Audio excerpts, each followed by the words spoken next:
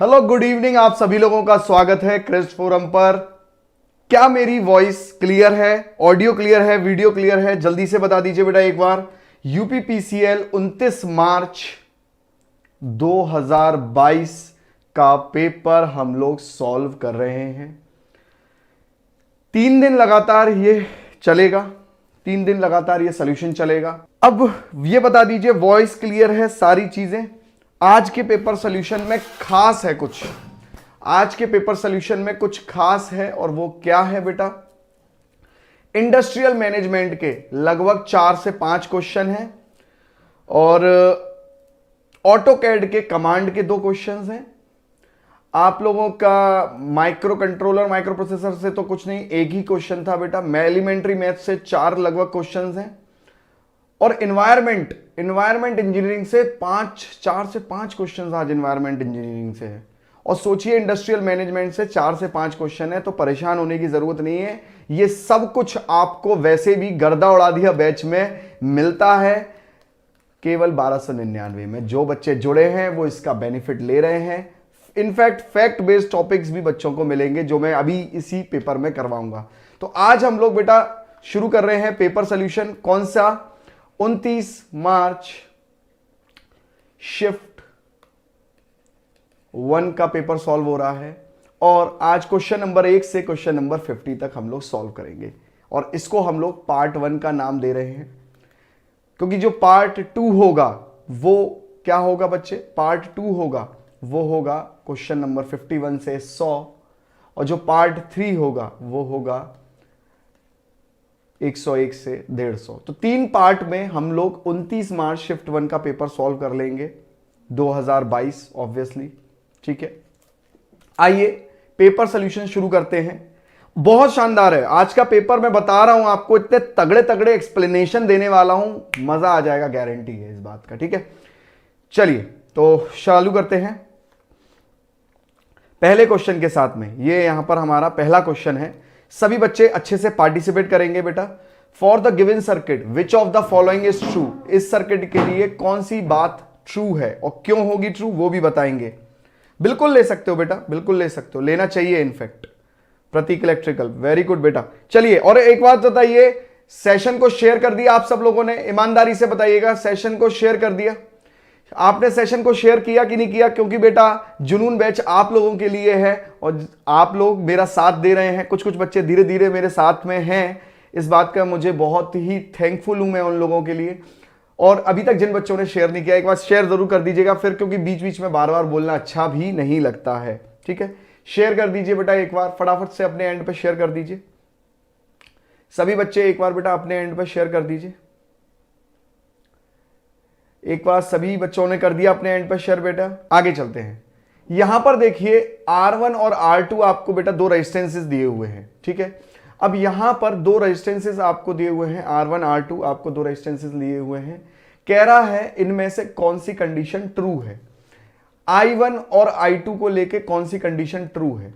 ठीक है, अब हम लोगों को एक बात बहुत अच्छे से मालूम है कि I1 क्या होता है बेटा? V/R। ठीक है, वोल्टेज बेटा यहां 24 वोल्ट दिया हुआ है, पर वोल्टेज पैरेलल है दोनों पे, मतलब वोल्टेज हो गया कांस्टेंट। इसका मतलब मेरा करंट जो है वो इनवर्सली प्रोपोर्शनल टू रेजिस्टेंस हो जाएगा। तो बड़ा ही सिंपल तरीके से मैं इसको लिख दूंगा, I2/I1 is equals to R1/R2। ठीक है, अब R1 का मुझे वैल्यू दिया हुआ है 8, R2 का दिया हुआ है मुझे 12, तो 4 दूनी और 4 तीय। ठीक है, तो यहां पर बेटा क्या हो गया? 3I2 is equals to 2I1। Simple है। ठीक है, तो 3I1 is equals to 2I2। हाँ ठीक है, 2I1 हो गया ना, पहला आंसर हो गया, पहला आंसर हो गया ना, पहला आंसर हो गया। ठीक है, 3I2 is equals to 2I1, पहला आंसर हो गया। ए इज द राइट आंसर। चलो आगे चलते हैं, नेक्स्ट क्वेश्चन पर देखते हैं। For 3-phase induction motor, when rotor is blocked, the ratio slip speed upon synchronous speed is equals to। जब रोटर ब्लॉक है तब इसका रेशो क्या होगा? अच्छे से सोच के बताइएगा, बड़ा अच्छा क्वेश्चन दिया है। सिंपल क्वेश्चन को बड़ा घुमा के पूछा है, तो सोच के जरूर बताना चाहिए आप लोगों को, सोच के बेटा जरूर बताना चाहिए। सिंपल क्वेश्चन को बड़े ध्यान से सोच के बताना है आपको। सभी बच्चे सभी बच्चे सोच के बताएंगे, सोच के बताइए। अच्छा क्वेश्चन है, ब्लॉक करके इन्होंने बोला है। देखिएगा ध्यान से बेटा, रोटर जब ब्लॉक होता है तो एनआर मेरा 0 होता है, ये तो हमें सबको पता है। रोटर जब ब्लॉक होता है तो एनआर बेटा 0 होता है। अब स्लिप स्पीड, चलो स्लिप स्पीड क्या होती है बेटा, ns माइनस एनआर, ये स्लिप स्पीड होती है। सिंक्रोनस स्पीड क्या होती है, ns।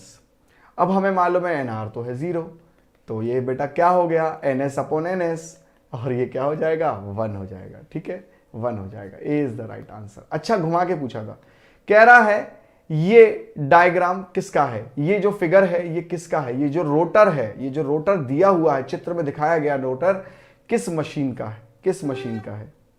बेटा एक बार रिवाइंड करके देखिएगा, 0 क्यों होगा यहाँ पे बेटा, एनआर 0 रखा है, ns अपॉन ns तो 1 ही होगा ना।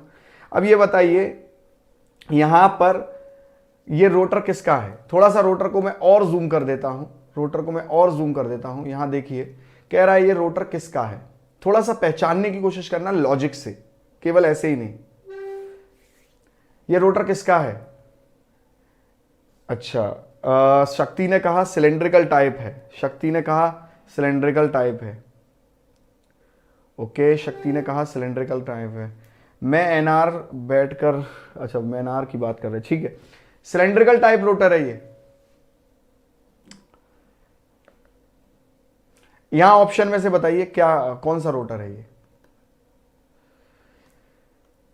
ये बेटा स्लिप रिंग यहां पर दी हुई है, ध्यान से समझना, कार्बन ब्रश दिए हुए हैं और डीसी सप्लाई फ्रॉम एक्साइटर। इसका मतलब डीसी सप्लाई को हमने किससे दिया है, एक्साइटर से। अब आप मुझे बताइए डीसी सप्लाई को हम एक्साइटर से जब देते हैं तो किस में देते हैं बेटा, सिंक्रोनस में देते हैं कि नहीं देते हैं, सिंक्रोनस जनरेटर में देते हैं कि नहीं देते। इसका मतलब ये सिंक्रोनस जनरेटर है, क्योंकि वहीं पे स्लिप रिंग इस्तेमाल होती है और डीसी सप्लाई एक्साइटर से दी जाती है। कभी भी इंडक्शन मोटर में डीसी सप्लाई दी जाती है क्या, नहीं, शेडेड में, डीसी में नहीं। ठीक है, चलिए देखिए ये कुछ इस तरीके का डायग्राम है और ये पीडीएफ आपको जुनून बैच में मिली जानी है, इसके लिए परेशान नहीं होना है। ये देखिए कार्बन ब्रशेज हैं, ये देखिए रोटर का शाफ्ट है, ठीक है, ये कार्बन ब्रश रोटर के शाफ्ट पर लगा हुआ है, ये लगा हुआ है, ठीक है। और यहाँ पर देखिए एक्सटर्नल सप्लाई दिया हुआ है। ये हमेशा एक और बात ध्यान रखना कि जो हम डीसी सप्लाई देते हैं ना वो कार्बन ब्रश के थ्रू देते हैं, कार्बन ब्रश के थ्रू हम लोग क्या देते हैं, DC supply, provide DC supply. ये डीसी सप्लाई प्रोवाइड कर रहा है, ठीक है। अब ये रोटर शाफ्ट है, ये स्लिप रिंग है, हाँ कुछ दिन पहले ही पढ़ा है, बिल्कुल सही। इनमें से कौन सा पोजीशन वेक्टर बताता है, इनमें से कौन सा पोजीशन वेक्टर बताता है, आप में से किसको पोजीशन वेक्टर का कंसेप्ट क्लियर है, ये बताइएगा बड़े ईमानदारी से। पोजीशन वेक्टर का क्या होगा वो बताइए बेटा। इस तरीके से आप लोग अटेंड करोगे तो जुनून बैच बंद ही करना पड़ेगा बेटा बहुत जल्दी। आप लोग इस तरीके से प्रेजेंट रहोगे तो जुनून बैच को विराम देना ही पड़ेगा बेटा। पोजीशन वेक्टर बताइए क्या होगा। अच्छा पोजीशन वेक्टर का मतलब मालूम है आप लोगों को क्या, पोजीशन वेक्टर का मतलब मालूम है क्या, पोजीशन वेक्टर का मतलब मालूम है क्या। आइए पोजीशन वेक्टर का मैं मतलब बताता हूं। आप मान लो कोई एक पॉइंट P कंसिडर कर लो, ध्यान से सुनेंगे सब बच्चे, एक पॉइंट P कंसिडर कर लो। मान लो उस P पॉइंट पे कोई एक पार्टिकल है, अब वो पार्टिकल Q पर जा रहा है, वो पार्टिकल Q पर चला गया है। मान लो एक चिड़िया है, वो P पर बैठी थी और Q पर चली गई। पोजीशन वेक्टर क्या होता है, पोजीशन वेक्टर कोई भी वो वेक्टर होता है जिसमें हम ओरिजिन, मान लीजिए इन दोनों के रिस्पेक्ट में मैं एक ओरिजिन पॉइंट मान लूं, मतलब मेरा 0 पॉइंट से या O पॉइंट से, ये ओरिजिन पॉइंट है, 0 पॉइंट या O पॉइंट से मेरा पार्टिकल P पर गया और फिर P से Q पर गया, तो हमें एक ओरिजिन पॉइंट मानना पड़ता है और उस ओरिजिन पॉइंट के चलते P से ओरिजिन पॉइंट की तरफ, याद रखिएगा P से ओरिजिन पॉइंट की तरफ, P से ओरिजिन पॉइंट की तरफ जो डिस्टेंस है P से ओरिजिन पॉइंट की तरफ जो डिस्टेंस है, P से ओरिजिन पॉइंट की तरफ जो डिस्टेंस है, मतलब O से P, अगर मैं बात करूं O से P, अगर मैं बात करूं O से Q, तो ये पोजीशन वेक्टर्स मेरे हो जाएंगे। मतलब पोजीशन वेक्टर 2 भी हो सकते हैं, 3 भी हो सकते हैं। पोजीशन वेक्टर क्या होता है? Position vector of a particle can be defined as the vector that starts from origin to the point where particle is located. अब मान लीजिए आपने P पॉइंट पर थे, Q पर पहुंच गए, बट P से कोई एक ओरिजिन जो आपने माना होगा, उससे P पॉइंट से ओरिजिन का ये एक पोजीशन वेक्टर हो गया। अब मान लीजिए आपका पोजीशन, कोई भी पार्टिकल, कोई चिड़िया P से Q पॉइंट पर चली गई, तो जो Q पॉइंट के लिए, याद रखना, ये position vector of P point है, ये P पॉइंट का पोजीशन वेक्टर है, और ये Q पॉइंट का ओरिजिन वेक्टर है। Q point origin vector, origin vector, origin vector from Q point, origin vector from Q point, ये मेरा Q पॉइंट से ओरिजिन वेक्टर है। तो ये वाला मेरा क्या हो गया बेटा?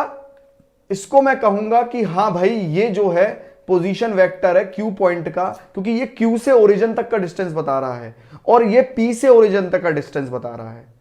अब मान लीजिए आपसे कहा जाए कि ये पार्टिकल Q से M पोजीशन पे चला गया, तो भाई एक और पोजीशन वेक्टर बन जाएगा। अच्छा, वो पोजीशन वेक्टर कौन सा होगा? OM। अच्छा, वो पोजीशन वेक्टर किसके रिस्पेक्ट में होगा? वो M के रिस्पेक्ट में पोजीशन वेक्टर होगा। तो पोजीशन वेक्टर को समझने का प्रयास करो। पोजीशन वेक्टर किसी भी एक पॉइंट को लेके दिया जाता है। अब ये P को लेके ये था, Q को लेके ये था, M को लेके ये था। ये पॉइंट क्लियर है कि नहीं क्लियर है, ये बताइए। हाँ, यूपी आरवीएनएल का रिजल्ट आउट हो चुका है। Yes, you are right, UP RVNL का रिजल्ट आउट हो चुका है। यूपी आरवीएनएल का रिजल्ट आउट हो चुका है।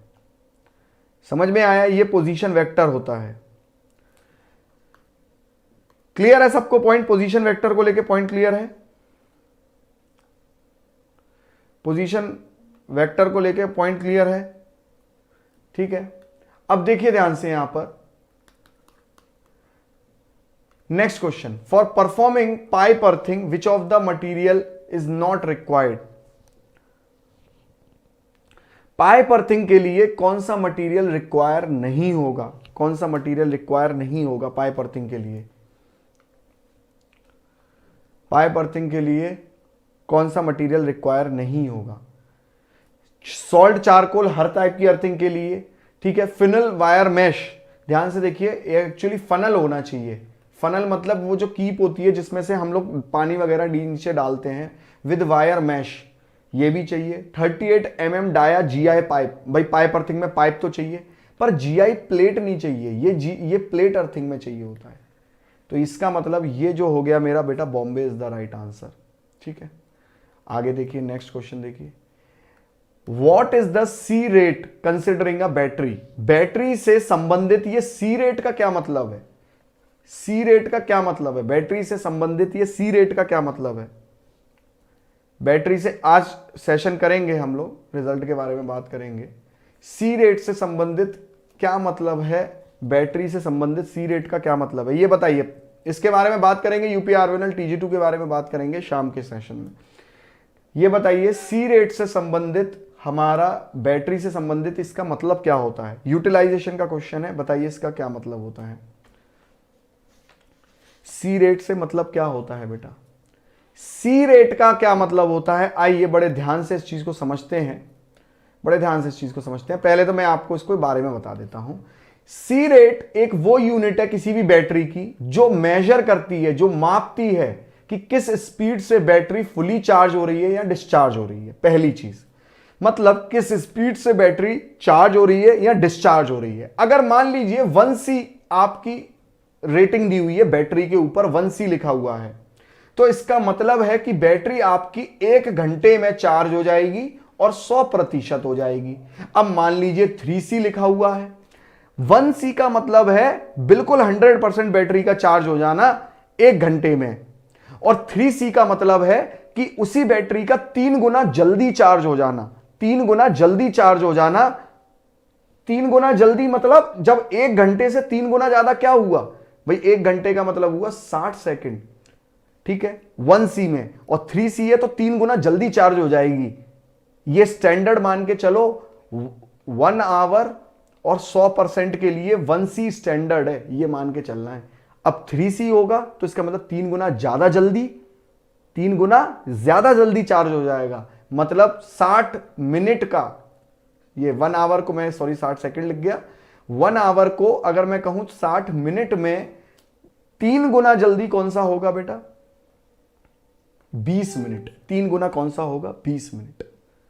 अब अगर मैं बात कर दूं C/5 लिखा हो, इसका क्या मतलब होता है कि 5 गुना स्लो, 5 गुना स्लो। तो 1 घंटे का, या कह लो 60 मिनट का 5 गुना क्या होता है बेटा? 60 मिनट का 5 गुना क्या होता है बेटा? 60 मिनट का 5 गुना, 5 गुना कितना होता है? 60 मिनट का 5 गुना मतलब 5 घंटे लेगी। 60 मिनट मतलब 1 घंटा, और 5 घंटा लेगी चार्ज होने में, 5 घंटा लेगी चार्ज होने में, फुल चार्ज होने में। C/5 लिखा हो सकता है या 0.2C लिखा हो सकता है, इसको याद रखना। क्लियर है सबको पॉइंट या नहीं, ये बताइए। ये क्लियर है आप लोगों को बेटा? ये यहां पर इतना पॉइंट आप लोगों को क्लियर है? C रेट क्लियर है? इस तरीके से बेटा ये इंडिकेशन है। 1C 1 आवर, ये स्टैंडर्ड है, ये स्टैंडर्ड है बेटा। अच्छा, कितने बच्चे UPPCL के लिए, जेई के लिए वाकई में बहुत अच्छे से प्रिपरेशन कर रहे हैं? वो इस क्वेश्चन को बहुत अच्छे से बेटा समझना, और इनफैक्ट मैं ये नहीं कहूंगा कि ये क्वेश्चन तो यूटिलाइजेशन का है, कभी भी कहीं भी पूछा जा सकता है, ठीक है, हर पेपर के लिए। चलो नेक्स्ट क्वेश्चन, अब देखिए बड़ा ध्यान से, इंडस्ट्रियल मैनेजमेंट का यहां क्वेश्चन है। Span of control is wide then structure is called. अगर मेरा स्पैन ऑफ कंट्रोल बहुत वाइड है, तब ऐसे स्ट्रक्चर को क्या कहा जाता है? तब ऐसे स्ट्रक्चर को क्या कहा जाता है? तब ऐसे स्ट्रक्चर को क्या कहा जाता है? अगर मेरा स्पैन ऑफ कंट्रोल बहुत वाइड है, मेरा स्पैन ऑफ कंट्रोल बहुत वाइड है, यदि नियंत्रण का विस्तार विस्तृत हो, तो यह संरचना क्या कहलाती है? तब उस स्ट्रक्चर को क्या कहलाया जाता है? गलत बात बेटा, गलत गलत गलत गलत गलत गलत। पहले तो स्पैन ऑफ कंट्रोल को समझो क्या होता है। स्पैन ऑफ कंट्रोल का मतलब होता है बेटा, स्पैन ऑफ कंट्रोल का मतलब होता है कि कितने नंबर ऑफ सबऑर्डिनेट, जैसे फॉर एग्जांपल आप कोई एक इंडस्ट्री के मालिक हो, अगर आप किसी इंडस्ट्री के मालिक हो, तुम्हारे अंडर कंट्रोल तुम कितने लोगों को कर रहे हो, इसे कहेंगे स्पैन ऑफ कंट्रोल। तुम अगर एक इंडस्ट्री के मालिक हो तो तुम अपने अंडर कितने लोगों को कंट्रोल कर रहे हो, इसे बोलते हैं स्पैन ऑफ कंट्रोल। और 2 तरीके का एक स्पैन ऑफ कंट्रोल होता है, एक तो नैरो टाइप, एक वाइड टाइप। तो यहां पर अगर हम लोग बात करें, इसका क्या मतलब होता है? Span of control refer to the number of subordinate that can be manage effectively efficiently by the supervisor और मैनेजर इन एन ऑर्गेनाइजेशन। कितने सुविधापूर्ण और अच्छे से कोई भी मैनेजर अंदर नीचे करे हुए जो काम कर रहे हैं उनको कितने अच्छे से मैनेज कर सकता है, इसे हम लोग स्पैन ऑफ कंट्रोल बोलते हैं। अब मान लीजिए कोई एक ये हेड है, ठीक है, और इसके नीचे 3 मैनेजर हैं, और इसके नीचे, अब इन मैनेजरों के नीचे और 2 मैनेजर हैं मान लीजिए, ठीक है, और 2 मैनेजर हैं, इनके नीचे और 2 मैनेजर हैं, तो इसे बोलते हैं narrow span of control, narrow span of control. और अगर मैं बात करूं यहां पर मेरे एक तरीके का स्पैन ऑफ कंट्रोल होता है बेटा, कौन सा? जिसमें एक ही बंदे के नीचे सारे लोग काम कर रहे होंगे, सारे लोग काम कर रहे होंगे, ठीक है, इन सारे लोग काम कर रहे होंगे, देखिए ध्यान से, बहुत सारे लोग काम कर रहे होंगे। अब आप मुझे बताओ, इसी एक बंदे को सब कुछ संभालना पड़ रहा है, वाइड स्पैन ऑफ कंट्रोल, इसे बोलते हैं वाइड स्पैन ऑफ कंट्रोल। बहुत वाइड है, बहुत लोगों को ये क्या कर रहा है? कंट्रोल करने की कोशिश कर रहा है। क्लियर है? अब ये सारी चीज आपको धीरे धीरे करके आपके कोर्स में अपडेट होके मिल जाएगी, गर्दा उड़ा दिया बैच में, याद रखिएगा। तो ये नैरो स्पैन है, ये वाइड स्पैन कंट्रोल है। यही सब चीजें बेटा अपने कंटेंट को हमेशा अपडेट करते रहना, तभी सिलेक्शन पाओगे भी, मैं ये बता देता हूं, ठीक है। तो ये कह रहा है कि कौन सा, अगर मेरा स्पैन ऑफ कंट्रोल वाइड है तो वो कौन सा स्ट्रक्चर कहलाएगा? ये वाइड स्पैन ऑफ कंट्रोल है। तो ये वाइड स्पैन ऑफ कंट्रोल है, तो कौन सा स्ट्रक्चर कहलाएगा? देखो एक फ्लैट लाइन बन रही है कि नहीं बन रही है यहां पर, फ्लैट, तो ये कौन सा स्ट्रक्चर कहलाएगा? फ्लैट स्ट्रक्चर, ठीक है।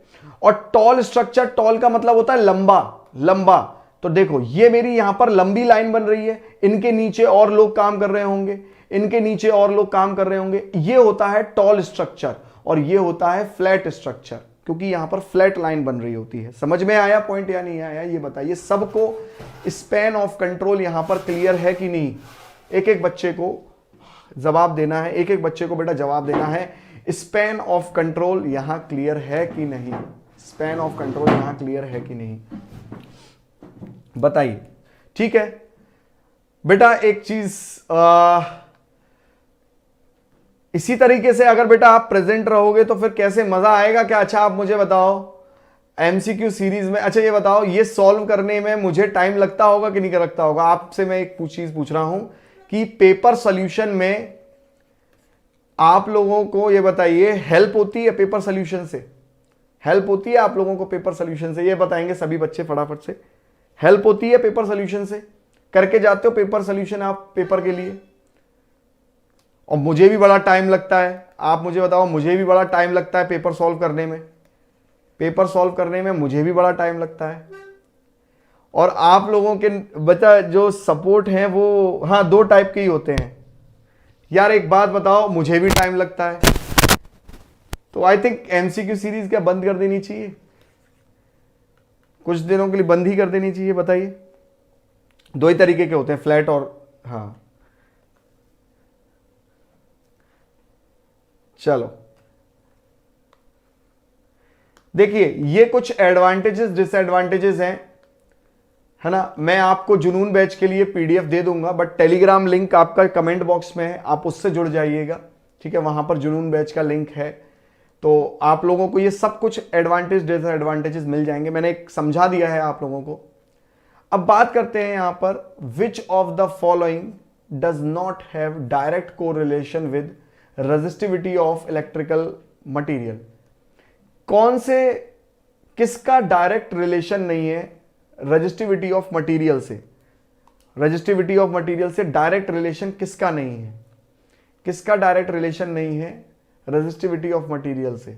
देखो टेम्परेचर की मैं बात करूं, भाई टेम्परेचर बढ़ता है तो रेजिस्टेंस बढ़ता है और रेजिस्टिविटी भी बढ़ती है। एज हार्डनिंग, समय के साथ में नो डाउट बेटा रेजिस्टेंस पे फर्क पड़ता है और हमारी रेजिस्टिविटी पे भी पड़ता है। एलॉइंग, एलॉइंग का मतलब होता है मिश्र धातु करना, तो मिश्र धातु से भी भाई हमारी रेजिस्टिविटी चेंज होगी मटेरियल की, कोई दूसरा मटेरियल ऐड किया जाएगा तो। फ्रीक्वेंसी पे फर्क नहीं पड़ता क्योंकि यहां पर नॉट लिखा हुआ है, ठीक है। चलिए, एम का क्या मतलब है? एमसीसीबी में एम का क्या मतलब है? मोल्डेड मतलब है इसका, मोल्डेड मतलब है इसका, ठीक है। इसका मतलब क्या है बेटा? मोल्डेड इसका मतलब है, ठीक है। Moulded case, moulded case circuit breaker, clear है? मोल्डेड केस सर्किट ब्रेकर किस किस चीज के लिए बेटा ये यूज होता है? एमसीसीबी किस किस चीज के लिए यूज होता है? शॉर्ट सर्किट के लिए, ओवरलोड के लिए, ओवरलोड के लिए भी यूज होता है, ठीक है। क्लियर है इतना चीज? शॉर्ट सर्किट के लिए भी यूज होता है। अच्छा, शॉर्ट सर्किट को हम लोग ग्राउंड फॉल्ट भी कह सकते हैं कि भाई ग्राउंड पे जो फॉल्ट हो जाते हैं उसके लिए भी यूज होता है करके।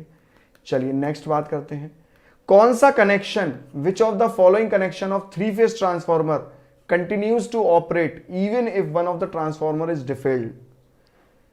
निम्नलिखित में से कौन सा 3 चरण ट्रांसफॉर्मर का कनेक्शन चालू रहता है भले ही एक ट्रांसफॉर्मर अक्षम हो, मतलब एक ट्रांसफॉर्मर काम नहीं कर रहा हो? ऐसा कब होता है? कब होता है ऐसा? ऐसा कब होता है? जब डेल्टा डेल्टा ट्रांसफॉर्मर हो। जब डेल्टा डेल्टा हो तो जाहिर सी बात है एक काम नहीं करे तो ये वीवी ट्रांसफॉर्मर में भी काम कर लेता है ना, जिसमें इसकी एफिशिएंसी क्या हो जाती है? 57.7% ऑफ रेटेड लोड, ठीक है, यही हो जाती है। C is the right answer.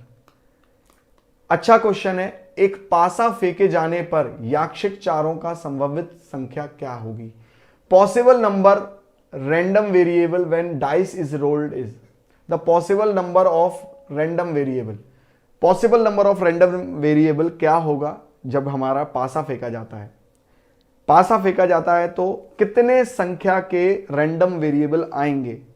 जब पासा फेंकेंगे तो 1, 2 या 3 या 4 या 5 आपको मिलेगा या 6। तो हमें कितने रैंडम वेरिएबल प्राप्त हुए? हमें प्राप्त कितने हुए? 6। तो आंसर यहां पर हुआ बेटा 6। अगर पेपर में क्वेश्चन ये पूछ लेता वो कि हर एक रैंडम वेरिएबल का प्रोबेबिलिटी बताओ, प्रोबेबिलिटी बताओ ईच रैंडम वेरिएबल की, हर एक की प्रोबेबिलिटी बताओ, आने के चांसेस बताओ कि एक आएगा उसकी क्या प्रोबेबिलिटी है ईच वेरिएबल की, हर एक की वेरिएबल की प्रोबेबिलिटी बताओ क्या होगी। तो जाहिर सी बात है कोई एक आएगा 6 में से तो उसकी प्रोबेबिलिटी 1 ही होगी। अगर 2 आएगा तब भी 1/6 होगी, 3 आएगा 6 में से तब भी बेटा क्या होगी? 1/6 होगी। मतलब कोई एक संख्या का आना उसकी प्रोबेबिलिटी क्या होगी? 1/6 होगी। ठीक है, चलिए नेक्स्ट क्वेश्चन को चलते हैं। बताएंगे इनमें से विच of the following is referred edge triggering a thyristor. Thyristor को ट्रिगर करने के जैसा कौन सी पॉइंट बताती है? कौन सी पॉइंट बताती है थायरिस्टर को ट्रिगर करने जैसा? थायरिस्टर को ट्रिगर करने जैसा कौन सा पॉइंट बताता है? थायरिस्टर को ट्रिगर करने जैसा कौन सा पॉइंट बताता है? बताइए कौन सा पॉइंट बताता है थायरिस्टर को ट्रिगर करने जैसा? थायरिस्टर को ट्रिगर करने का मतलब कौन सा पॉइंट यहां पर बता रहा है? सभी जवाब देंगे।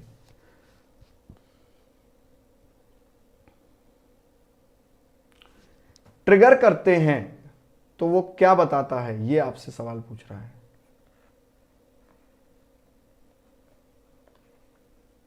देखिए ये मेरा एनोड है, ये कैथोड है। जब आप एनोड कैथोड पे प्लस माइनस दे चुके होते हैं उस दौरान फॉरवर्ड ब्लॉकिंग स्टेट में मेरा एससीआर काम कर रहा होता है। अब फॉरवर्ड ब्लॉकिंग स्टेट में ये करंट को तो फ्लो नहीं करता है, करंट तो अभी भी जीरो है, करंट तो अभी भी जीरो रहता है। तो जब यहां पर गेट पर हम लोग पल्स देते हैं, जब गेट पर हम लोग पल्स देते हैं तो वो फॉरवर्ड ब्लॉकिंग से फॉरवर्ड कंडक्शन स्टेट में आ जाता है और ए हमारा आंसर बन जाता है। ए हमारा क्या बन जाता है? आंसर बन जाता है। क्लियर है? तो वो फॉरवर्ड किस में आ जाता है बेटा? कंडक्शन स्टेट में आ जाता है फॉरवर्ड ब्लॉकिंग से ए गेट पर पल्स देके, और वो हमारा जो करंट है वो नॉट इक्वल टू 0 हो जाता है। फिर जो करंट है वो बहने लग जाता है एनोड से कैथोड की तरफ। समझ में आया बेटा? A is the right answer. चलिए नेक्स्ट क्वेश्चन, कौन सी वेव है? अब सोचिए इसमें आपको पूछा गया है कौन सी वेव है, ये केवल इतना पूछा गया है। क्या ये स्क्वायर है, रैंप है, पल्स है, साइन है? कौन सी वेव है? ये एक पल्स वेव है, स्क्वायर वेव नहीं है। बहुत बच्चे कहेंगे सर ये स्क्वायर वेव है। नहीं बेटा, स्क्वायर वेव नहीं है। ठीक है, स्क्वायर वेव नहीं है, स्क्वायर वेव नहीं है। ठीक है, स्क्वायर वेव ऐसी होती। ठीक है, ये पल्स है, छोटी छोटी पल्स हैं ये। ठीक है, पॉजिटिव साइड पर है ये पल्स है, स्क्वायर वेव ऊपर नीचे दोनों जगह होती। Total number of segment in environment, बहुत प्यारा क्वेश्चन है, एनवायरमेंट का क्वेश्चन है। और मैंने आपसे पहले ही कहा है कि इस पेपर के अंदर एनवायरमेंट, इंडस्ट्रियल मैनेजमेंट को लेके ही 5-5 क्वेश्चन हैं पहले 50 क्वेश्चन में, पहले 50 क्वेश्चन में। अब आप सोचिए यूपीपीसीएल का पेपर में ये कंटेंट आपको बहुत अच्छे से करके जाना चाहिए। और ये गर्दा उड़ा दिया बैच में, जो बच्चे कर रहे हैं वो जानते हैं कि उन्हें कितना सॉलिड कंटेंट वहां मिल रहा है। चलिए जो बच्चे मौजूद हैं बताने की कोशिश करिए कि एनवायरनमेंट के कितने सेगमेंट होते हैं। बताओ कितने खंड होते हैं? बताओ पर्यावरण के कितने खंड होते हैं? अच्छे से बताइएगा।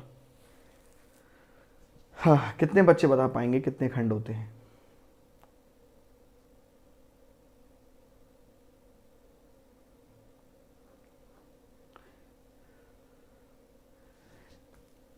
बता रहे हैं सी। अच्छा, और कोई बच्चा? और कोई बच्चा कितने खंड होते हैं?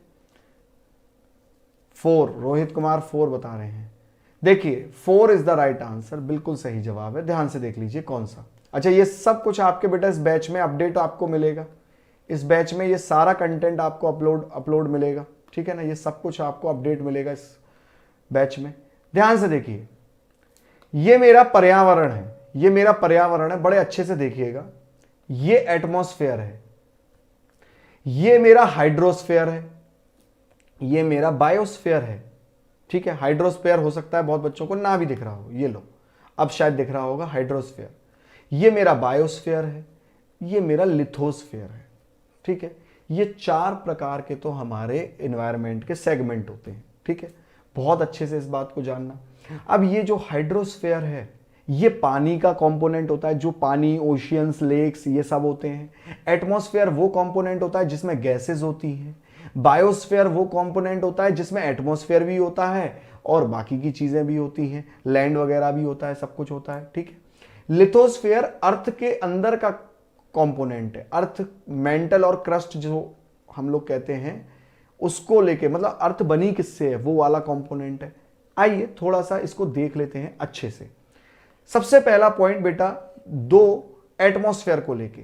एटमॉस्फेयर एक प्रोटेक्टिव ब्लैंकेट है गैसों की, गैसों का एक क्या है, कवच मान लो एटमॉस्फेयर को, जो कि हमारे अर्थ को क्या करता है, पूरे को घेरे रहता है और वो हमारे बाहर से आने वाली जितनी भी, मतलब स्पेस से आने वाली इंफ्रारेड रेडिएशन है उनको एब्जॉर्ब कर लेता है।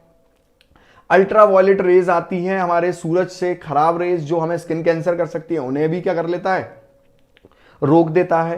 तो एक तरीके की हमें ना दिखने वाली चादर मान लो गैसेस की एटमॉस्फेयर होती है और वो इसकी वजह से टेम्परेचर भी कंट्रोल रहता है। हाइड्रोस्फेयर की मैं बात करूं, हाइड्रोस्फेयर क्या है बेटा, ये दोनों पॉइंट हाइड्रोस्फेयर को लेके हैं। ठीक है, ये हाइड्रोस्फेयर एक पूरा कलेक्टिव टर्म है, मतलब सबको मिला के एक टर्म है। जितने भी हमारे पानी के फॉर्म में एग्जिस्ट करते हैं उन सबको मिला के हमारा एक कलेक्टिव टर्म है हाइड्रोस्फेयर।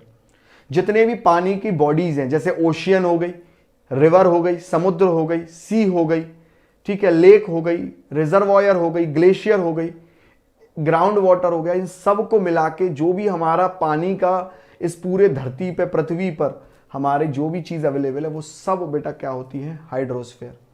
तो जितना total amount of water on planet वो सब कुछ क्या है बेटा, हाइड्रोस्फेयर है।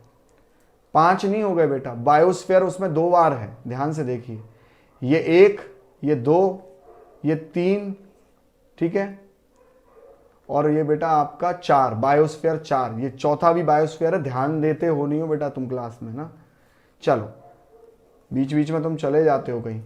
लिथोस्फेयर क्या है, ये सबसे ठोस पार्ट है अर्थ का, अर्थ का सबसे ठोस पार्ट है, ये क्या है, हमारा लिथोस्फेयर है। अच्छा, लिथोस्फेयर में क्या क्या होता है, जितने भी जीवाणु होते हैं हमारे, लिविंग ऑर्गेनिज्म होते हैं और उनका संबंध एनवायरनमेंट से संबंध, ये सब कुछ बायोस्फेयर में ही बताया जाता है। जैसे फॉर एग्जाम्पल कि हवा में जैसे बारिश हुई तो पेड़ उगे तो जानवर ने पेड़ खाए, फिर उस जानवर को किसी और जानवर ने खाया। तो ये जो पूरी चेन है जो कि एक इकोसिस्टम बनाती है, तो इसका मतलब कल को आपसे पेपर में पूछ सकता है कि इकोसिस्टम कैसे बनता है। इकोसिस्टम बेसिकली बायोस्फेयर से मिलके बायोस्फेयर को जब कई टुकड़ों में बांट देते हैं तो वो इकोसिस्टम बन जाता है। 100 बात की एक बात, ठीक है। ये आपका पॉइंट हो गया, समझ में आ गया होगा उम्मीद करता हूं। क्लियर है कुछ या नहीं क्लियर है? ये पॉइंट क्लियर है कि नहीं क्लियर है बेटा, ये बताइए। ये पॉइंट आपका क्लियर है कि नहीं? सबको क्लियर है?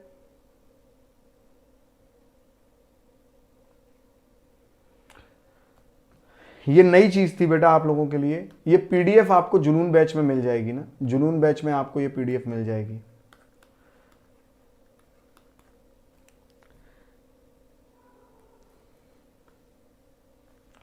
चलिए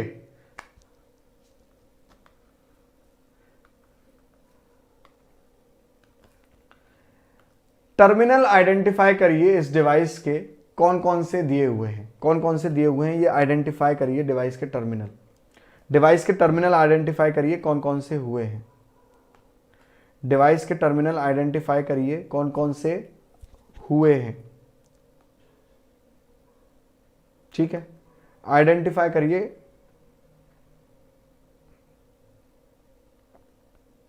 कौन कौन से टर्मिनल है। ये यहां पर कौन कौन से टर्मिनल दिए हुए हैं।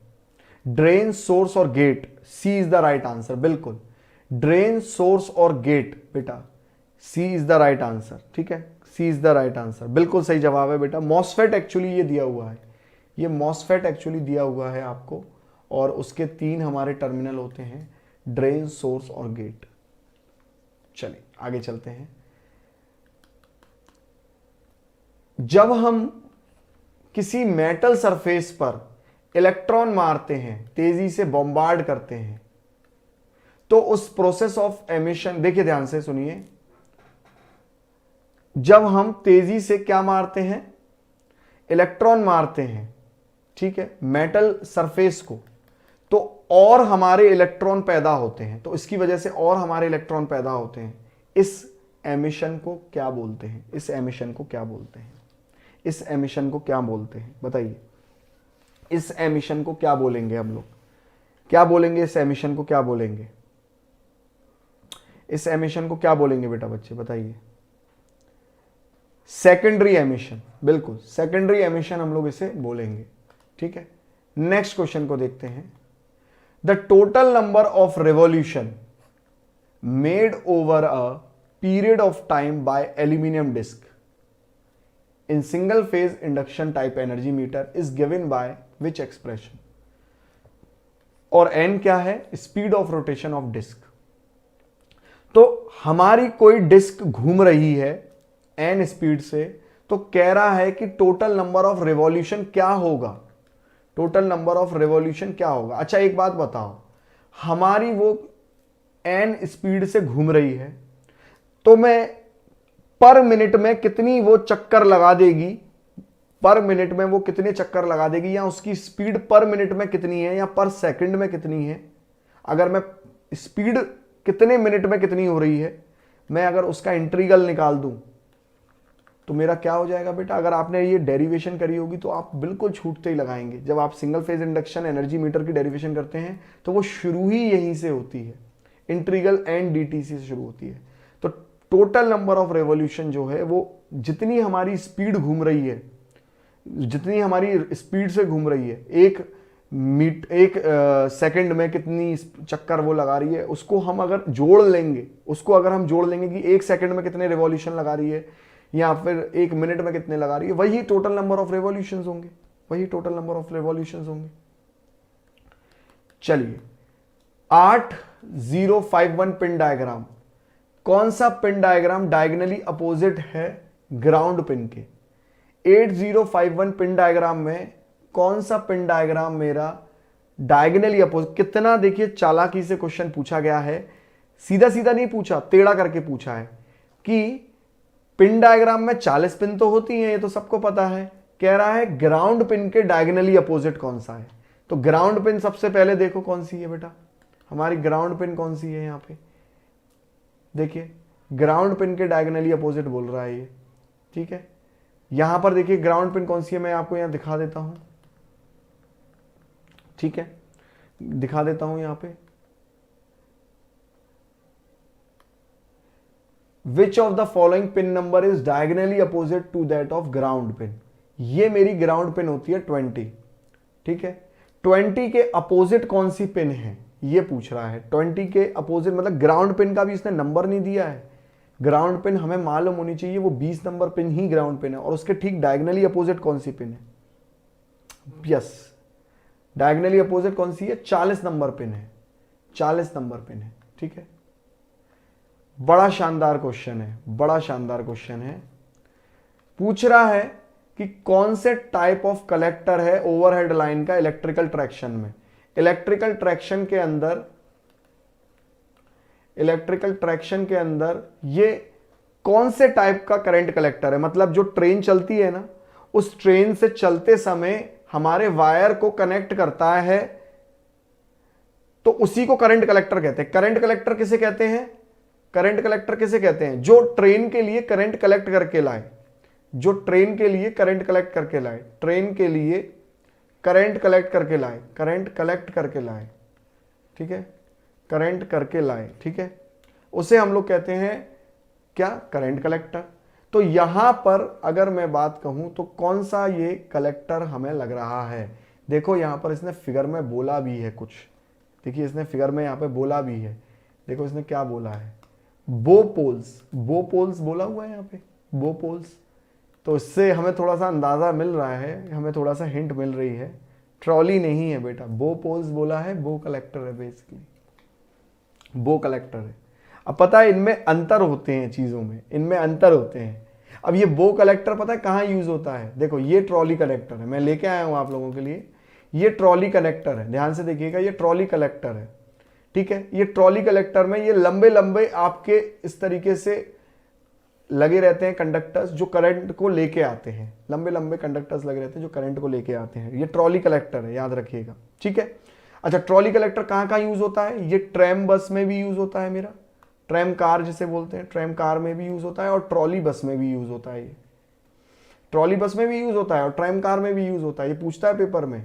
अच्छा, ये मेरा हो गया बो कलेक्टर, जिसकी अभी हम लोग बात कर रहे हैं, इस तरीके से ये यूज होता है। ये ट्रैम कार में यूज होता है खाली, बेटा ये किस में यूज होता है, ये केवल ट्रैम कार में यूज होता है। वो हम लोग उसे वो बोलते हैं ना जो कोलकाता में चलती है, वो टमटम, उसमें यूज होता है, ठीक है। और पेंटोग्राफ की मैं बात करूं, ये मेरा पेंटोग्राफ है, डायमंड पेंटोग्राफ है, ठीक है, ये पेंटोग्राफ है, ये हम लोगों के यहाँ भी ट्रेनों में यूज होता है, ये तो आप लोगों ने सबने देखा होगा, बहुत अच्छे से देखा होगा, ठीक है। अच्छा, पेंटोग्राफ कहाँ यूज होता है बेटा, ये हमारा इलेक्ट्रो लोकोमोटिव में यूज होता है, जो हमारे यहाँ चलती हैं, इनफैक्ट जो हम लोगों के यहाँ चलती हैं, ये वहाँ यूज होता है, इलेक्ट्रिक लोकोमोटिव, जो बिजली से चलने वाली ट्रेनें होती हैं, वहाँ सब में यूज होता है लोकोमोटिव। चलिए बेटा, ये पेंटोग्राफ है, हाँ। Dielectric constant is mathematically equal to which of the following. कल भी मैं सेशन ले रहा था तो उसमें मैंने ये बताया था कि यूपीपीसीएल में सवाल पूछा है कि डाइलेक्ट्रिक कांस्टेंट जो है वो क्या चीज होती है, तो वो बेसिकली रिलेटिव हमारा क्या होता है, कांस्टेंट, रिलेटिव परमिटिविटी जिसे बोलते हैं, इसी को डाइलेक्ट्रिक बोलते हैं। तो जो रिलेटिव परमिटिविटी है वो कुछ और नहीं बेटा, वो डाइलेक्ट्रिक कांस्टेंट ही है, सिंपल, सीधी सी बात, ठीक है। चलिए, हाँ बेटा, very good, what a presence. चलिए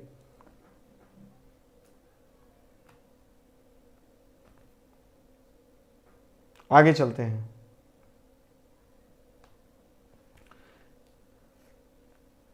पीएम क्या है, total mechanical power developed. P not क्या है, net power output at shaft. और पीएम माइनस पी नॉट क्या होगा, बताइए। 4 ऑप्शन है, आपसे सिंपली पूछा है, पीएम मेरा टोटल मैकेनिकल पावर है, पी नॉट मेरा net power shaft, net power output at shaft है, और पीएम माइनस पी नॉट क्या होगा, पीएम माइनस पी नॉट क्या होगा, बताइए क्या होगा PM minus P not, PM minus P not क्या होगा।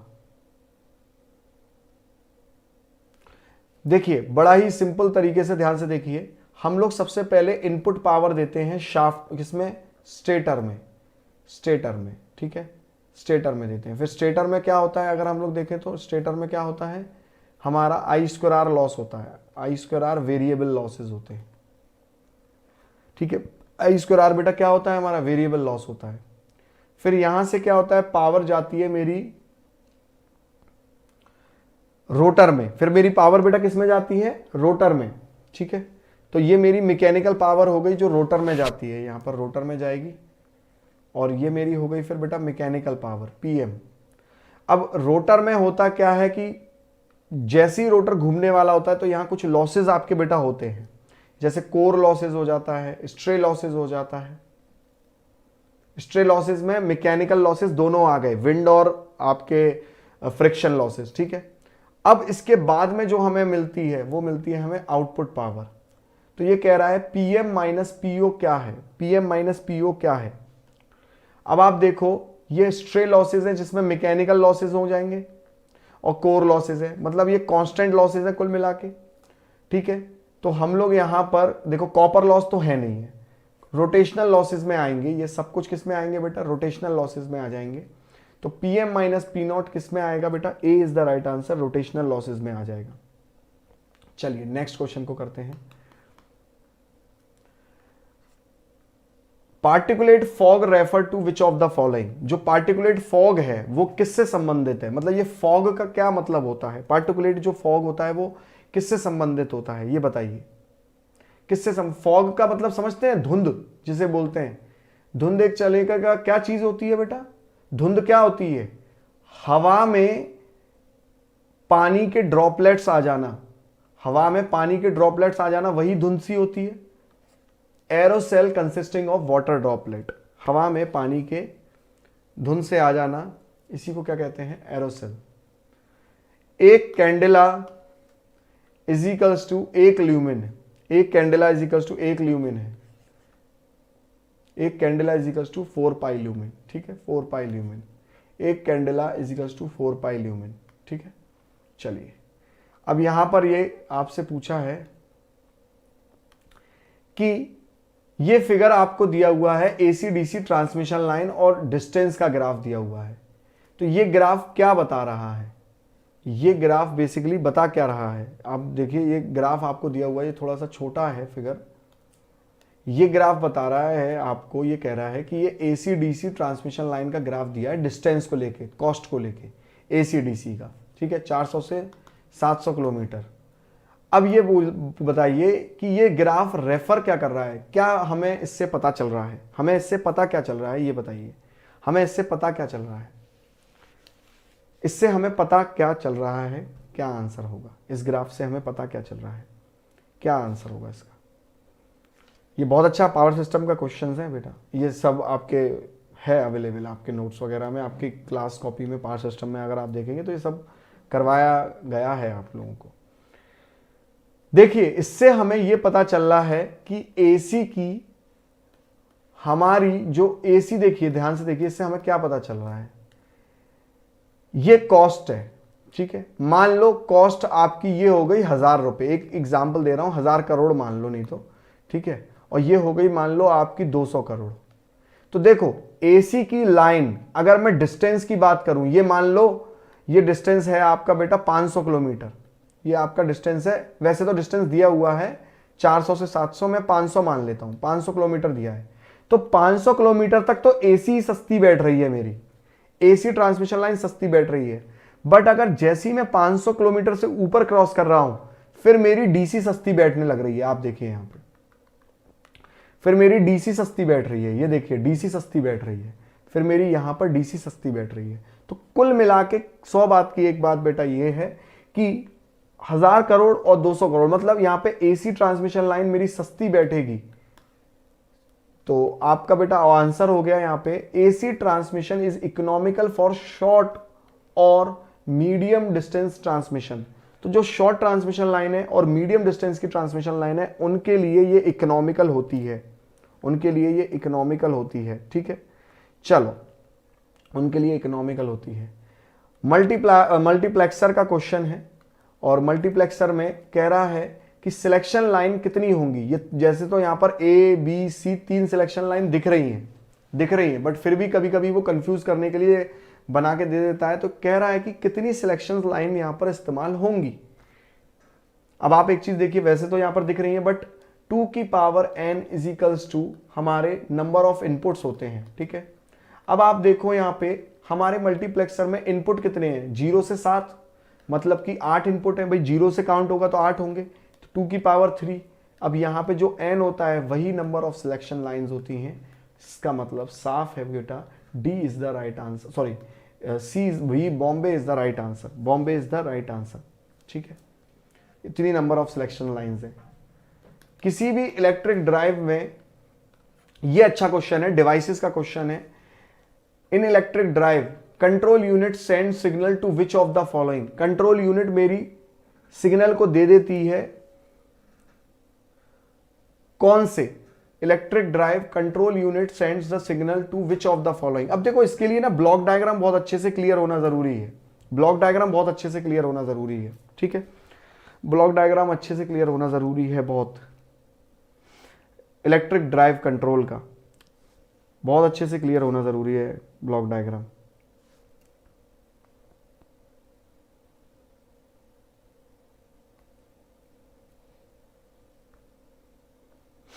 बहुत अच्छे से क्लियर होना चाहिए, ठीक है। सोच के बताइए क्या होगा इसका आंसर।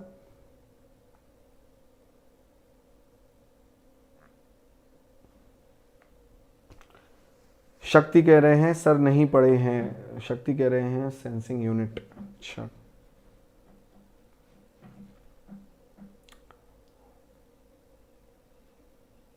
हम्म,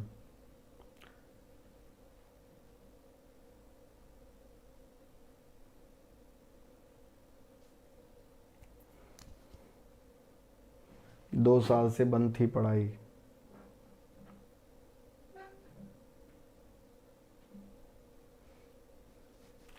सेंसिंग यूनिट बिल्कुल वैसे सही जवाब है, सेंसिंग यूनिट, सेंसिंग यूनिट बिल्कुल सही जवाब है। चलिए, विच of the following group comes under the first level line of management, which of the following group comes under the, ये वैसे अपडेटेड है, मैं आपको बताऊं इसका पूरा ब्लॉक डायग्राम होता है, जब आप उसे समझेंगे तो डेफिनेटली ये है पूरा अपडेटेड, मतलब आप लोगों के नोट्स में अब अपडेट कर दिया गया है।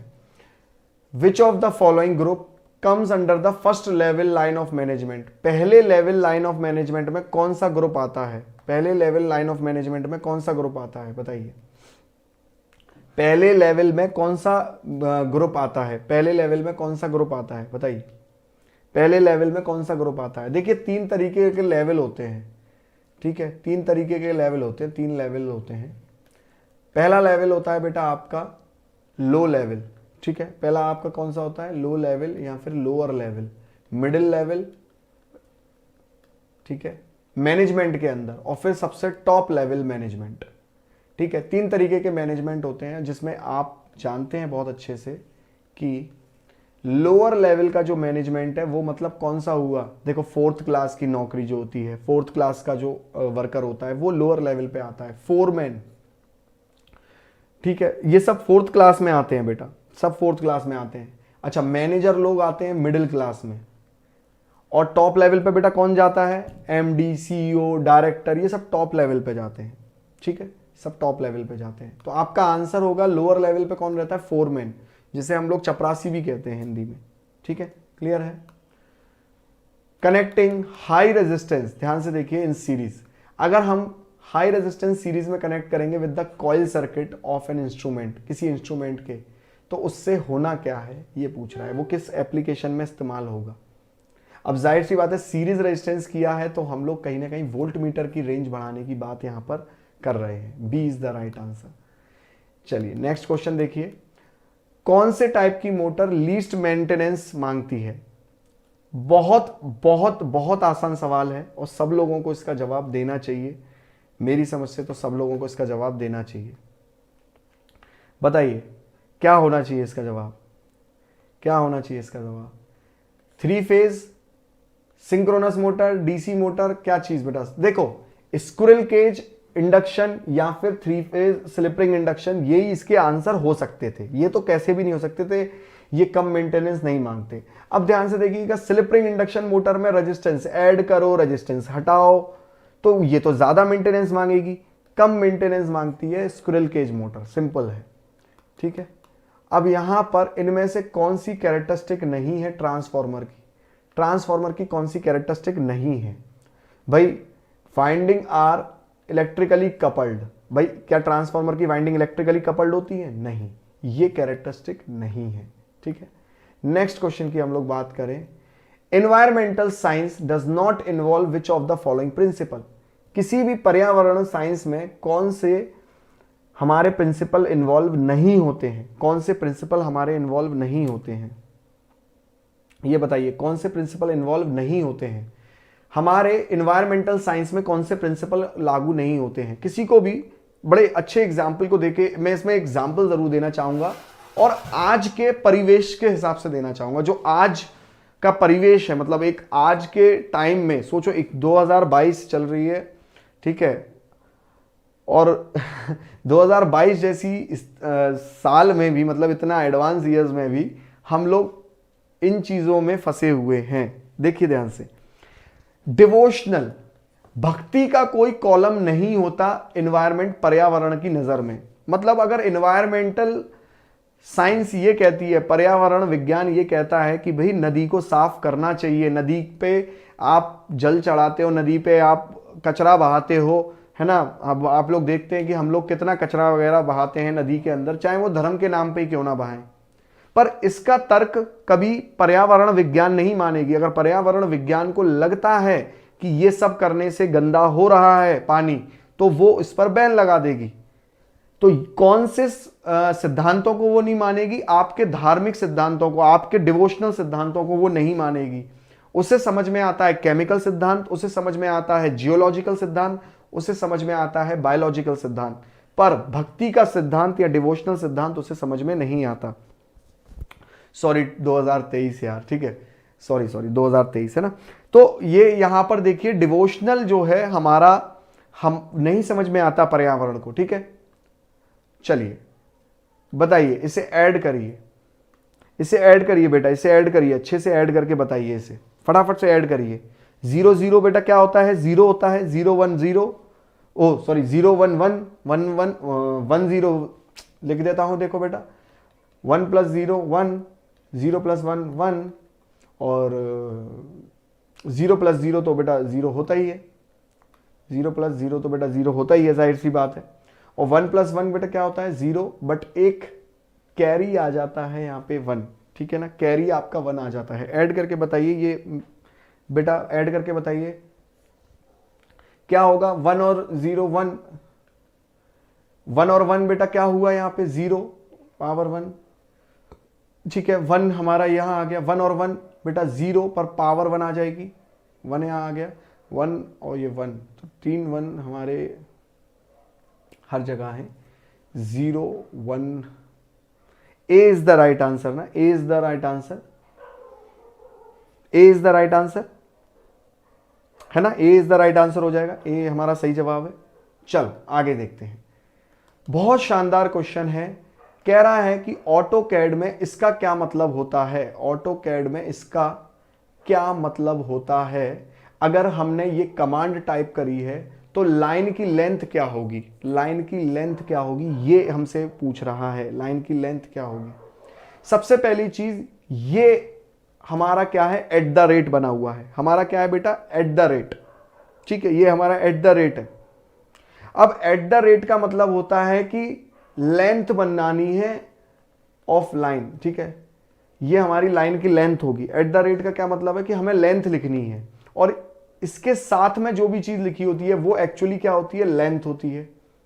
और ये जो लिखा होता है ये होता है एंगल, और वो भी किस में? डिग्री में, डिग्री में एंगल होता है। और ये क्या है? 30 का क्या मतलब हुआ? डिग्री एंगल, जो भी हमारा एंगल है, ठीक है, ये एंगल का साइन होता है और वो डिग्री एंगल ही होता है सीधा, ठीक है। तो यहां पर हमारी लाइन की लेंथ कितनी है? 5, एट द रेट 5 लिखा है ना, तो लाइन की लेंथ 5 है। अब मैं आपको एक सवाल मैं यहां पर दे दे रहा हूं, एट द रेट 10 एंगल 60 है। अब बताइए यहां पर एंगल क्या है? यहां पर एंगल क्या होगा बच्चे? और यहां पर लेंथ ऑफ लाइन क्या होगी? ये और बता दीजिए फटाफट से, एंगल क्या होगा और लेंथ ऑफ लाइन क्या होगी? सभी बच्चे बताएं अच्छे से।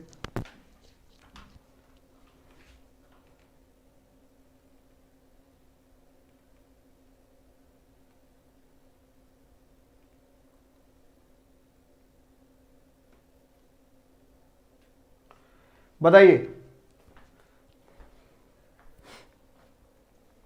बिल्कुल, एंगल हो गया बेटा मेरा 60 और लेंथ ऑफ लाइन हो गई मेरी 10। हाँ ठीक है, चलिए यहां देखिए, हमारा विच of the following circuit represent which of the following measuring instrument? बताइए इस हमारे सर्किट से क्या पता चल रहा है कि इंस्ट्रूमेंट कौन सा है? करंट कॉइल है और प्रेशर कॉइल है, पैरेलल में कनेक्ट है, मतलब वॉट मीटर है, सीधी सीधी सी बात है, Bombay is the right answer. बहुत ज्यादा इसमें दिमाग नहीं लगाना। करंट कॉइल हमारी सीरीज में लगी रहती है लोड के, ये सीरीज में कनेक्टेड है लोड के, और पैरेलल में प्रेशर कॉइल कनेक्टेड है, जिसे हम लोग वोल्टेज कॉइल भी कहते हैं। प्रेशर कॉइल का जो फ्लक्स है वो directly proportional to the voltage होता है, करंट कॉइल का जो फ्लक्स है वो directly proportional to the I होता है। ये बात बहुत ध्यान से समझनी है। नेक्स्ट क्वेश्चन को देखिए, ये इमेज मेरी क्या कहती है? इससे मेरे को क्या समझ में आता है? ये क्या चीज है? ये कंपोनेंट क्या है? किसी बिल्डिंग में यूज होने वाला, इलेक्ट्रिकल इंस्टॉलेशन में यूज होने वाला ये कौन सा मेरा डायग्राम है? क्या चीज है ये? क्या चीज है?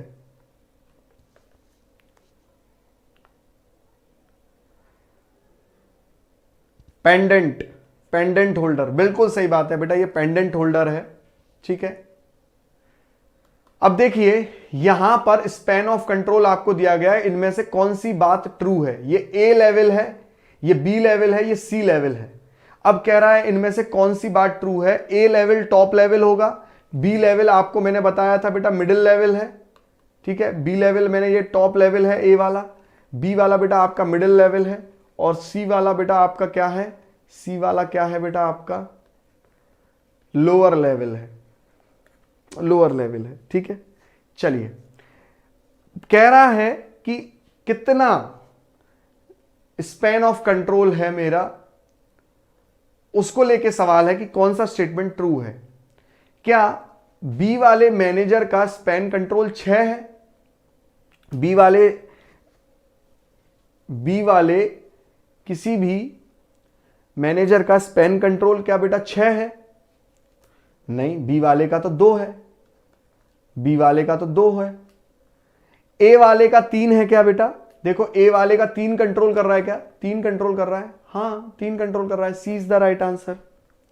चलिए यहां पर नेक्स्ट क्वेश्चन आपको पूछा है, which of the following method is not used to control temperature of resistance furnaces? कौन सा मेरा मेथड यूज नहीं होता टेम्परेचर कंट्रोल करने के लिए किसी भी फर्नेस का? किसी भी फर्नेस का टेम्परेचर कंट्रोल करने के लिए यूज नहीं होता, बताइए फटाफट से। किसी भी टेम्परेचर को कंट्रोल करने का यूज नहीं होता, फटाफट से बताइए बच्चे।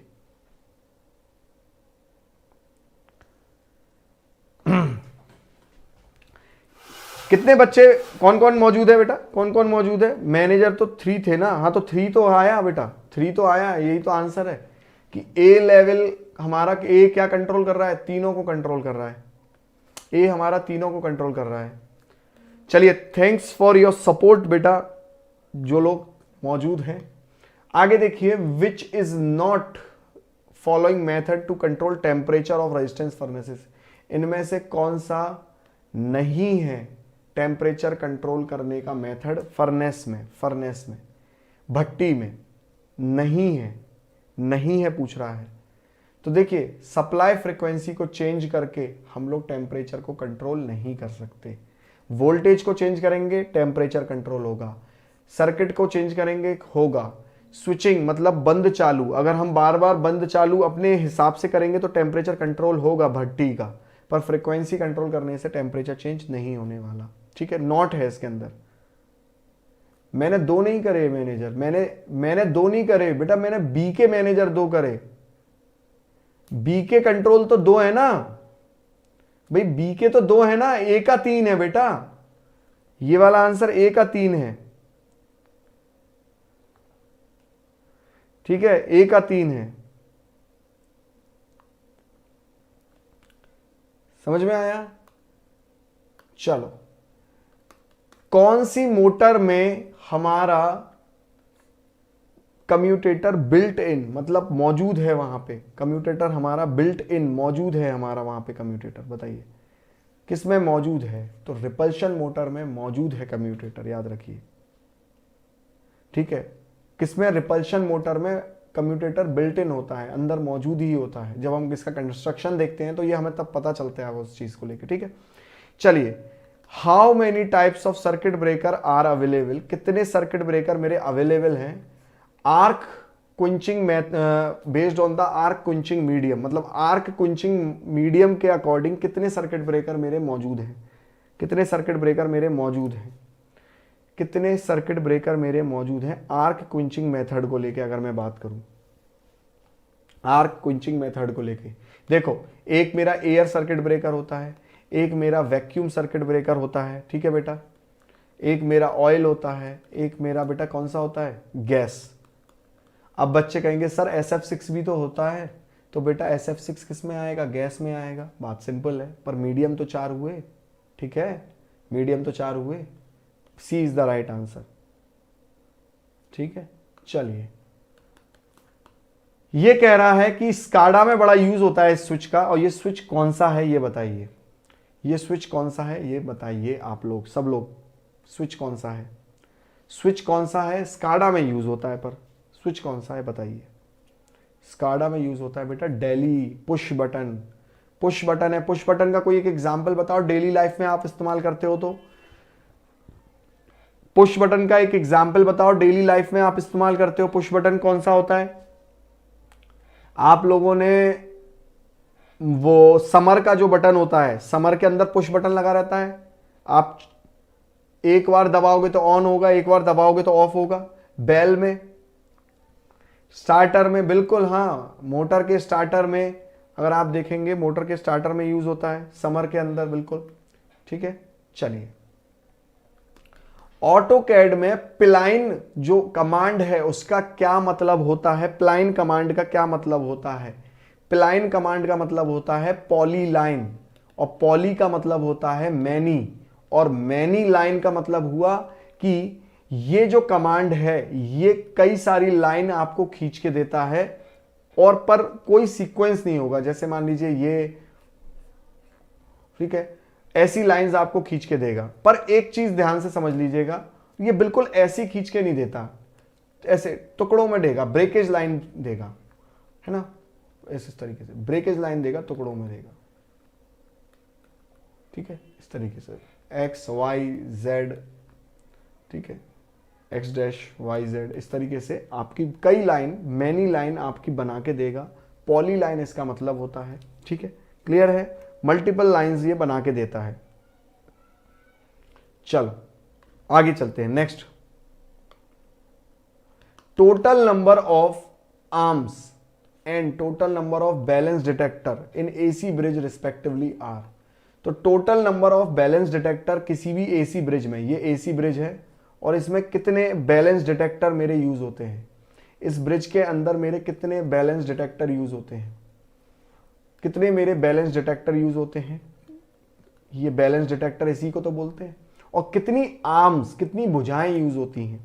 अरे यार इसका जवाब तो सभी लोग दे देंगे, इसका जवाब तो सब लोग दे देंगे यार, इसका जवाब तो भाई आप लोग दे देना चाहिए भाई, इसका जवाब तो सभी बच्चे दे देने चाहिए।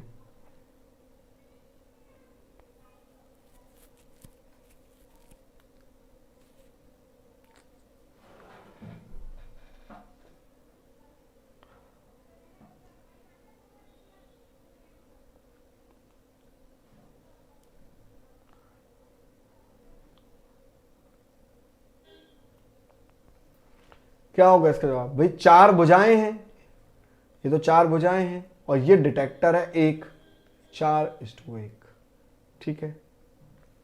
चलो, अगर स्टीम पावर प्लांट की एफिशिएंसी दी गई है Z upon heat of coal combustion, अगर किसी स्टीम पावर प्लांट की एफिशिएंसी दी गई है Z upon heat of coal combustion into heat equivalent of electrical output upon Z, तो ये Z बेसिकली क्या है स्टीम पावर प्लांट में, क्या है। देखिए स्टीम पावर प्लांट में Z क्या है बताइए, थोड़ा सा सोच के बताइए, फिर हम लोग जरूर डेफिनेटली डिस्कस करेंगे। थोड़ा सा सोच के बताइए बेटा, थोड़ा सा सोच के बताइए, और सेशंस को मिस मत करिए, ठीक है। रोज शाम में 7 बजे आप लोगों को मालूम है सेशंस हैं, इसकी पीडीएफ भी आपको जुनून बैच में अवेलेबल है, तो मत मिस करिए। अगर आप इस तरीके से मिस करते रहेंगे, मैं फिर मुझे लगेगा कि शायद आपको सेशंस की ज़रूरत नहीं है, शायद आपको सेशंस की ज़रूरत नहीं है। बताइए।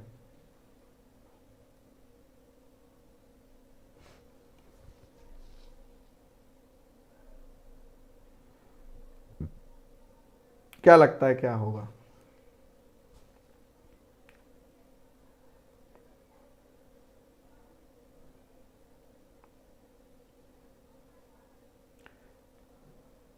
सोच के बताइए क्या हो सकता है। मे बी टेक्निकल खान, नहीं समझ आ रहा, ओके। क्वेश्चन अच्छा है यार, क्वेश्चन वाकई में अच्छा है, थोड़ा दिमाग लगाने वाला क्वेश्चन तो है। हीट इक्विवेलेंट ऑफ एनर्जी,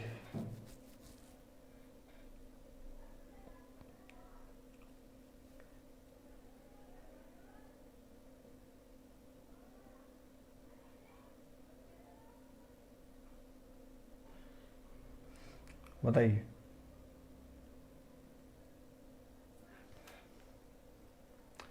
अच्छा एक चीज इसको बताता हूं बहुत अच्छे से बताता हूं, आप ध्यान से सुनना।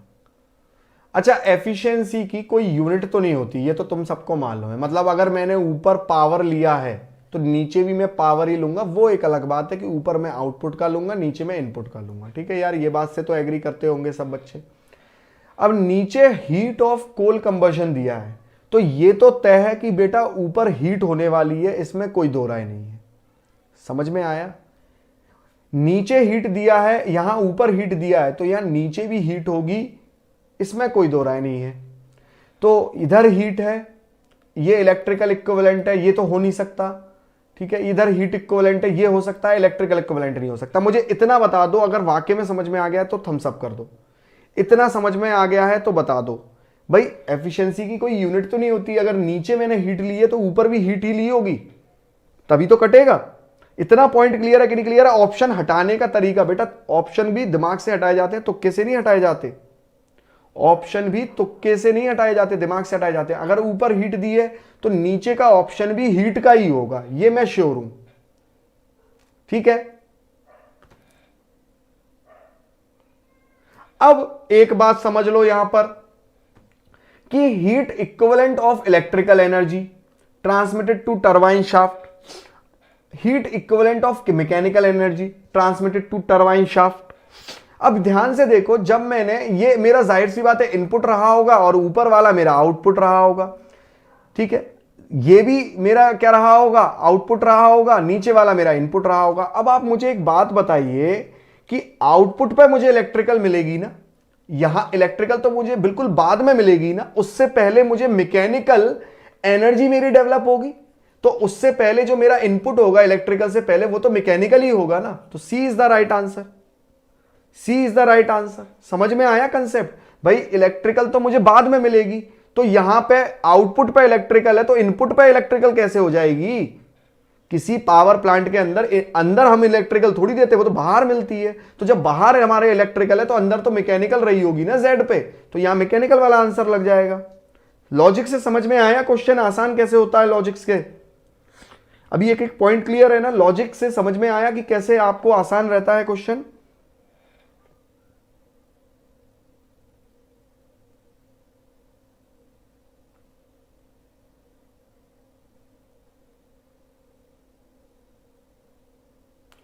हाँ ठीक है।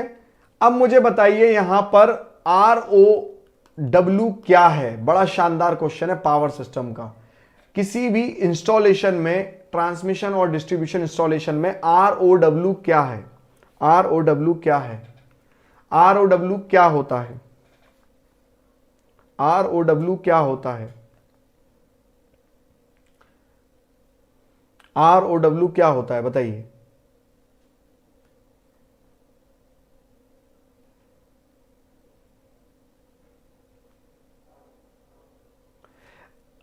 ये मैं कल क्लास में बेटा क्वेश्चंस देखूंगा लिखे हुए, क्लास में कल एंट्री नहीं होगी आप लोगों की बेटा, याद रखिएगा।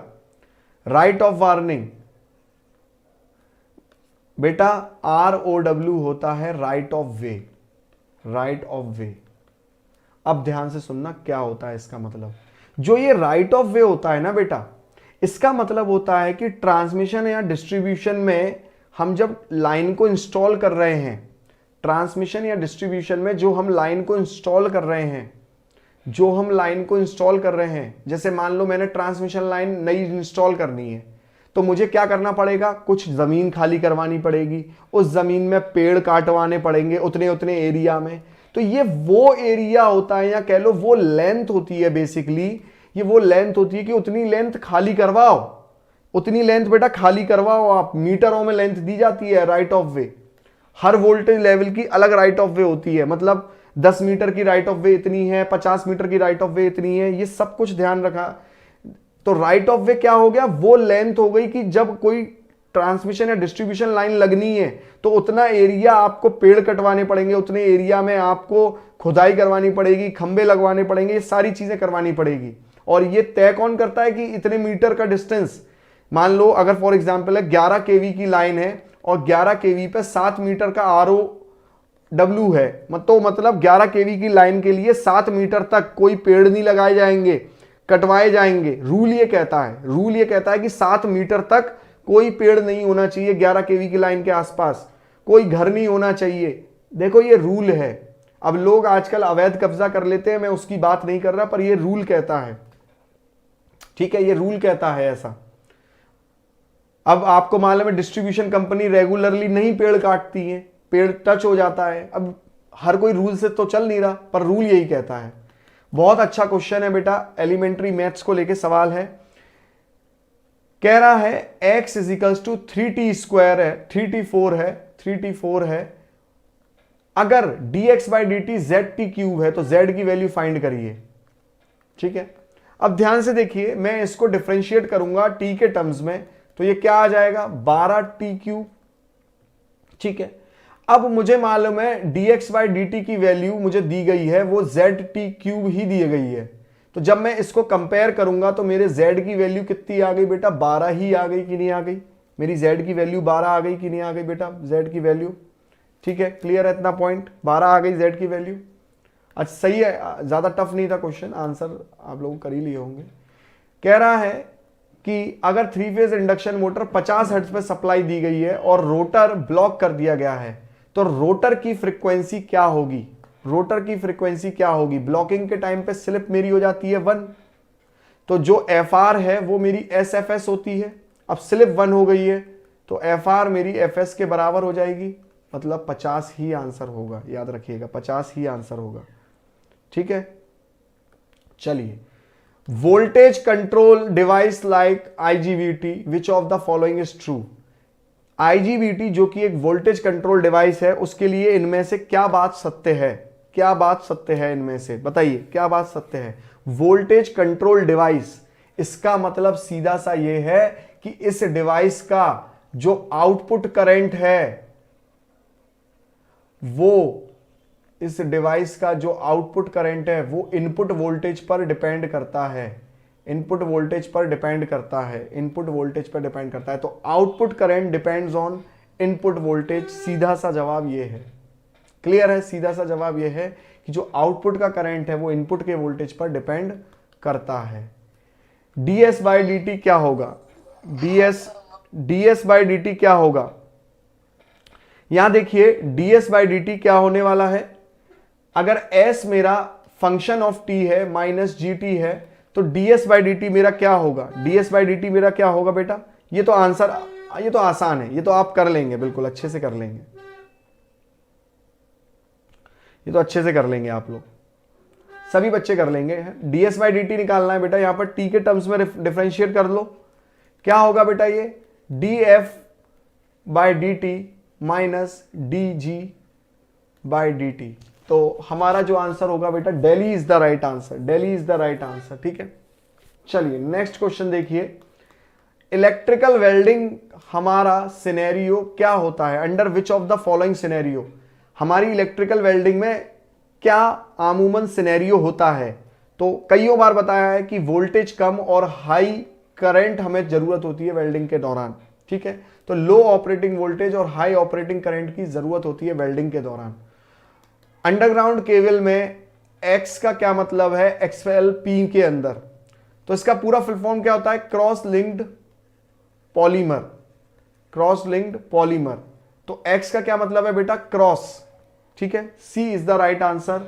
तो यहां पर हम लोगों ने, मैं फिर से बेटा यही चीज बोलूंगा, हम लोगों ने बेटा क्या खत्म कर लिया है आज? हम लोगों ने जो यहां पर खत्म किया है वो 29 मार्च शिफ्ट 1 का पेपर हम लोगों ने पार्ट 1 सॉल्व किया है, मतलब कि क्वेश्चन 1 से क्वेश्चन 50। अब इसका पार्ट 2 हम लोग बेटा कल सॉल्व करेंगे, बट मुझे आप सच में सबका रिप्लाई आना चाहिए, कितने लोग वाकई में कल 7 बजे प्रेजेंट रहने वाले हैं? कितने लोग वाकई में टाइम पर कल 7 बजे प्रेजेंट रहने वाले हैं, ये बताइए। कल 7 में कितने बजे, कल 7 बजे कितने लोग टाइम पर? क्योंकि देखिए अगर आप लोग इंटरेस्टेड रहेंगे तभी फिर मैं इंटरेस्टेड रहूंगा, फिर मैं अदरवाइज नहीं तो बेटा फिर मन नहीं करेगा ना। आप खुद सोचो फिर कहां मन करेगा। आप एक चीज सोचिए, एक थम्स अप बना के दिखा दीजिए कि हाँ सर मैं प्रेजेंट रहने वाला हूं। देवेश बंसल बेटा वो तो मैं कल आपको देखूंगा, जब आप कॉपी में अगर काम करके नहीं लेके आए ना, आज के क्वेश्चन मुझे नहीं दिखे ना कॉपी में, तो आपको तो मैं बेटा कल बताने वाला हूं, ठीक है। बहुत अच्छे से ये बात दिमाग में डाल लीजिएगा, ठीक है। जो आप अभी 5 मिनट पहले आए हैं ना सॉल्यूशन करने, I will take care of it tomorrow. चलिए तो कल मुलाकात करते हैं। पार्ट 1 हम लोगों ने सॉल्व किया। आज के बेटा बहुत अच्छा पेपर था। इंडस्ट्रियल मैनेजमेंट से आपके 4-5 क्वेश्चन थे, एनवायरमेंटल से बेटा आपके 4-5 क्वेश्चन थे, फैक्ट बेस्ड बेटा आपके 3-4 क्वेश्चन थे, ठीक है। चलिए तो bye bye, tata, take care.